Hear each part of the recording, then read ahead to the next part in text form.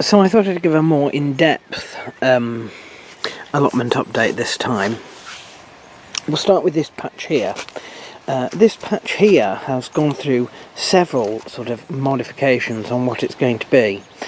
Originally we were going to have decking in this square area here, and then beyond it, which would be sort of about over here, we were going to have a greenhouse which would allow us to grow stuff from seed more, and also stuff that has to be in permanently in a sort of warmer climate than this country can afford.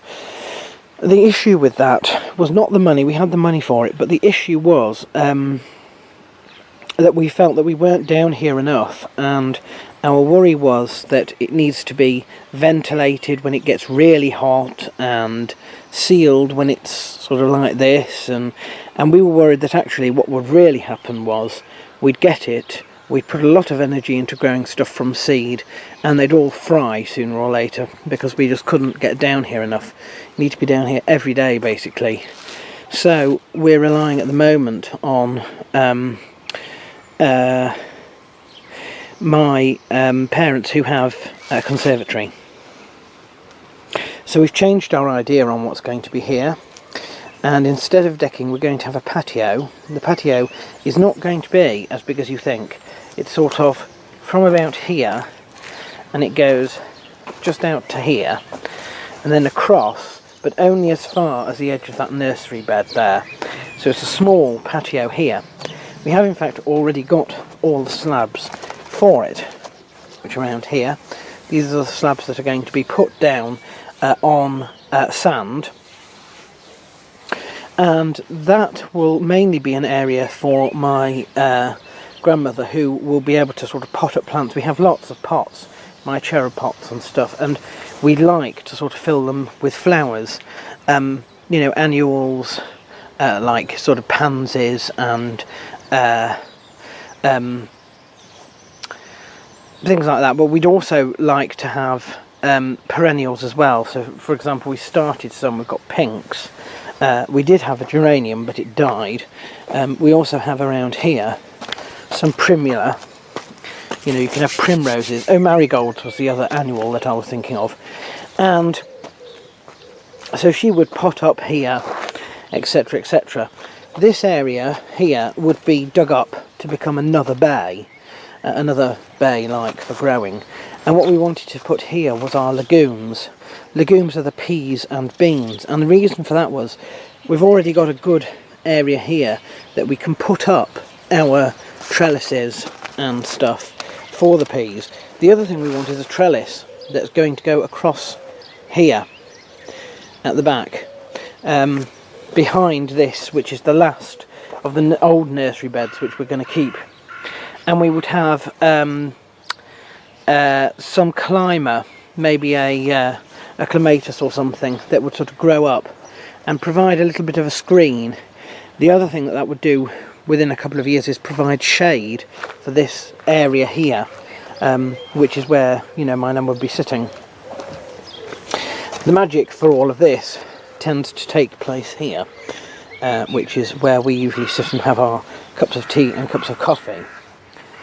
So that's the idea, and we want to try and get that done this year if possible. I don't know how much of that is going to get done now because we're sort of getting to halfway through the season, but anyway. We also have our shed here, and that's mainly filled with the tools and the stuff we need in terms of equipment. But we have recently been given ownership of this, which was the communal shed, and we've put in it stuff like the stuff that we generally use for netting, things to sit on when it gets wet, fleece when it's cold, that sort of thing. We've got 3 storage areas. One storage area is here. This is wood. I think some of this will go into the bonfire, the annual bonfire that they have. I think other parts of it is there's this stuff that is the trellis, or it's the sort of trellis thing that we put up here, which could be permanently up once we've set up this bay. The second area for storage is around the back of the shed here, where our stone pile is. And all of this is the stuff that we generally tend to put over the plants, like onions and leeks, when they've just been put in, so that the birds don't get them. The final storage area is here, where we've got our crates and our stones and our slabs, and all of this will have to be sort of sorted out after we've really done the work in the patio area. We have now got the roof on. We just need to put the guttering back up there, and this shed is complete. It's now waterproof on the inside, which is fantastic because it wasn't before. Let's move on. Our spring bank, we need to put some more bulbs in. It's good because it does provide some tulips and stuff, but we really need some daffodils, and we have got a few of my gladioli, but there were 40 bulbs in here at one time, and a lot of them have died because of the water over the winter, and we need to sort that out. We need more stuff in there. That's the hollyhocks, which has come on in abundance. I may like another hollyhocks, in fact, over there, but yes, don't know what has happened here. That was a bulb, well, a tuber base for one of the dahlias that wasn't growing up, but it looks like something has dug it up. I don't know if that's an animal that's done that or what. But anyway, our compost bin. So this is the compost bin that we did for the first year. So we're waiting for that to sort of mulch, basically. That is the compost bin that was in my parents' house when they renovated their garden. That may go back, or it may stay. This is this year's compost heap that we're filling up, and over there, that's the shit bin where we put the poo, the manure.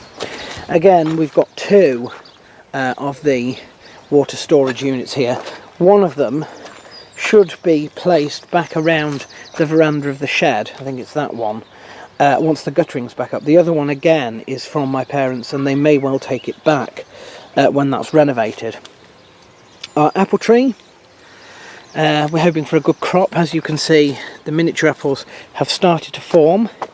It's an eater crossed with a cooker, so it is quite tart, but it's not tart enough to so that it can't be pleasantly enjoyed eating. We had a good harvest for 2 years, but then last year we had an issue with a wind-borne mould virus thing that basically made all the apples go rotten on the tree. It wasn't a problem with the tree itself, although you can see this is a reasonably aged tree. I wouldn't be surprised if this was about 20 odd years old, because you can see that where the fungal growths have gnawed away at it. But it's yeah, we're hoping that this year, without that, it should be a good crop. We have also added more trees here. We have a plum and we have a cherry. This is the plum tree. It's doing well, it's growing quite well. We will need to make sure that we keep this in check. You can see when we planted it, that's what it was. You can see the new growth. Again, you can see up to there, and that's all the new growth. So there's quite a lot of new growth. This is an immature tree. We shouldn't get blossom for a year or two. We shouldn't get fruit for up to 3 or 4 years. Didn't get anything from it this year, which is fine. This one, we got blossom, and not only blossom, we've actually got cherries. This is the sour cherry tree, so its cherries are sort of bright red rather than sort of dark coloured, singular rather than sort of double. And this, like all cherry trees, did very well with blossom. But generally the blossom tends to go black and fall off in an immature tree, and you don't get any fruit for a couple of years. But this has done very, very well. It's actually going to produce a small harvest this year, which it shouldn't. So we've done well there. We have our currant bushes here. This is the black currant, and things are not going too badly. The little currants should be around the stems under the leaves. Where are they? Yep, can you see them down there? I hope you can. Sort of, there's one anyway. And of course the whole plant smells of blackcurrant as well. There was an issue with our currant bushes in that they started to leaf and then they went back into dormancy and came back out of dormancy. So parts of our currant plants, the top part of that one and the north part of this one, never really did much, and I think we should probably cut those bits off at the end of this season. This will need netting from the birds eventually, but we're not that's not desperate at the moment. Whereas if we go around here, we have a red currant here, and this red currant, as you can see, has lots and lots of fruit on, and the fruit is beginning to colour. This needs netting, preferably by the end of this week. And this is the other red currant, and you can even see one is actually ripening. Again, that needs to be done by the end of this week. Our gooseberries, that's a gooseberry, and this is the dessert gooseberry. They are happier than they were the last couple of years, but we still don't have many. There are a few gooseberries, I believe, on this one somewhere down there, right at the very, I don't know if you can make it out, somewhere around there. There is a few gooseberries down there, but not much. Strawberries. We have 4 beds. This is the fallow bed. At the end of this year, we destroy everything in here, or we dig it up at least. We can always give it away. The runners from the other 3 beds, that one, and that one, are taken from their plants in the autumn and popped in here to grow for next year. Then we move on. So next year, this bay will be removed at the end of the season, and the runners will be in there. And so you have a cycle that goes round.